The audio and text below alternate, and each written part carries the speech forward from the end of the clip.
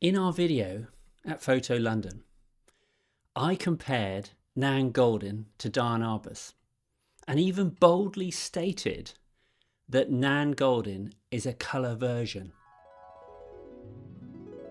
I think we've talked about Nan Goldin. She was a bit like Diane Arbus. She's a sort of colour version of Diane Arbus, or Diane Arbus I should say. It's a catchy comparison, but I think it's also a bit of a lazy and reductive one. This video, I want to compare the two giants, two titans who've been enormously influential to me. At a glance, yeah, there are similarities.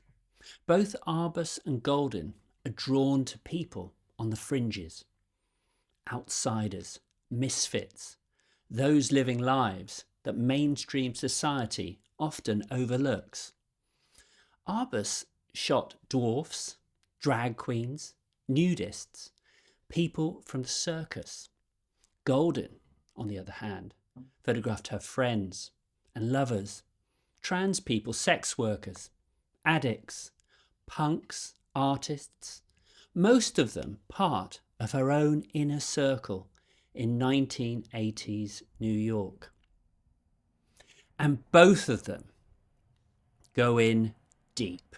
There's an emotional intensity that's hard to ignore. Their work isn't polite, it's not distant, it stares you down.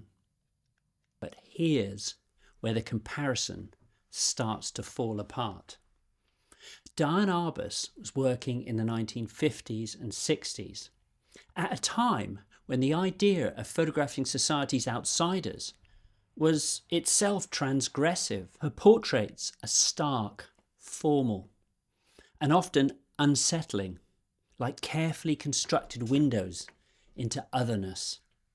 She shot in black and white, using a square format and a flash that flattened everything to the same clinical intensity, scrutinizing her subjects, not always in a flattering way. There's empathy, but it's framed, it's controlled. Goldin, she emerged out of the raw, chaotic energy, post-Stonewall, post-punk, AIDS era downtown New York, shot on 35mm slide film. You feel like you're inside the room with her. Sometimes you are. She's in the mirror, bleeding, high, kissing someone, crying. There's an emotional intensity that feels very personal. This isn't just portraiture, it's a diary, a confession, a life. So to call Goldin a colour Arbus is like saying the Velvet Underground are just a louder version of Bob Dylan. Yeah, there's a lineage, but Goldin's work is not just about documenting others.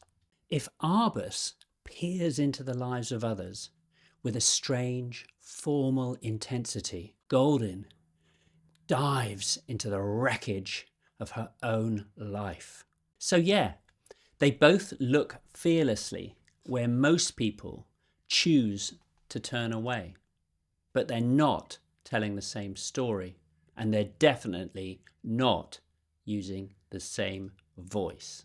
When I started as a photographer, my dad, who was an art director in advertising, he told me, start to notice photographers that you like. Start to realize who the good people are. And for me, one of the best, if not the best, the person who's had the biggest influence on me is probably still Diane Arbus. Initially, I liked Irving Penn and Richard Avedon. Those three, that kind of holy trinity of great New York-based photographers, were like the sun. You know, they were a constant source of nourishment and inspiration. But whilst the technical brilliance of Avedon and Penn sustained me initially, it was Arbus's depth of feeling, the weirdness, the transgressiveness, the fact that it felt naughty looking at the pictures. They're extraordinary, and they're still extraordinary today. This is the book that I go back to again and again and again. It always seems fresh. It always inspires. What drew me in originally was the opportunity to peer through a window into a world of weirdness.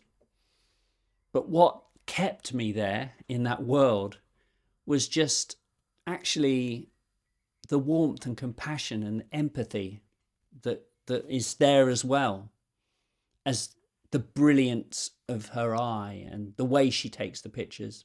I don't think any photographer has had such a huge impact in such a short space of time. Initially, I didn't like Nan Goldin. I felt the pictures were sloppy, unprofessional. They were all over the place. They lacked technical. They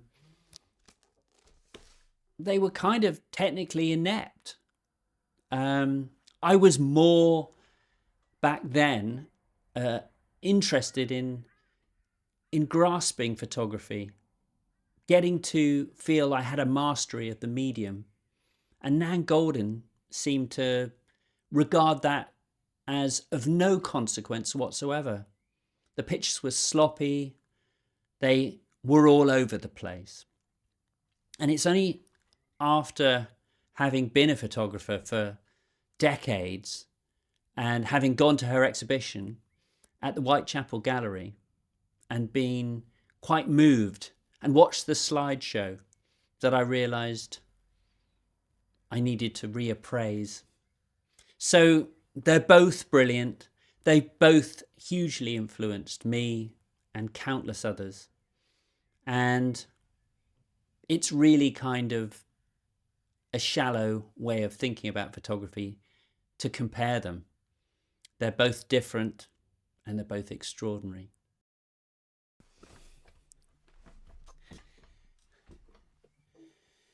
I made another mistake. This is a little postscript. Yes, I know it's Diane Arbus. Does it really matter? I suppose it matters to her family, and to them I apologise, but not enough to re-record the whole video when I realised my mistake. So Diane, she's a brilliant photographer. Thank you for watching.